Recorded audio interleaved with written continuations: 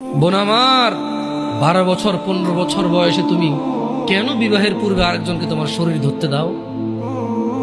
আর যুবক ভাই আমার, কি বলিস কি তুই? এই পৃথিবী আর পৃথিবীতে যা আছে এর চেয়ে মূল্যবান হচ্ছে এই মেয়েটা। তো এরকম মূল্যবান একটা জিনিস ওর ধরে ছুঁয়ে তুই ওকে ওর মূল্য কমিয়ে দিবি? এত বড় জুলুম ওর প্রতি তোর! তুই আল্লাহকে ভয় করিস না তাই বলে এতটা কি বলিস তুই? তুই কি কারো গাড়ির গ্লাস ভাঙছিস জীবনে? না। কেন? ওর লস হবে। তুই কি কোনোদিন কোনো মানুষকে ঘুষি দিছিস? না। কারণ তাহলে ও বেচারা কষ্ট পাবে। তুই কি জীবনে কারো পেটে ছুরি ঢুকাইতেছিস? না।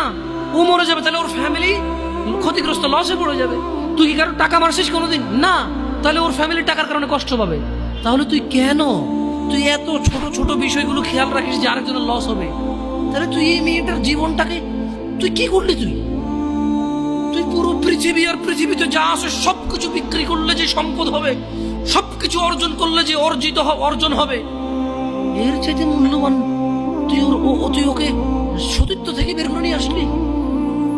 তুই তোর সামান্য ডিজায়ার ফুলফিল করার জন্য, যেটা আল্লাহ তোর জন্য বৈধ করেছে, কবুল বললে তোর বাপের দোষ, আল্লাহর তো দোষ না। তোর বাপের দোষ, সমাজের তো দোষ না। তোর বাপ তোকে বিয়ে করে না ভাই আমার, তোর বাপ মনে করে তুই ছোট, 18 বছর বয়স তোর।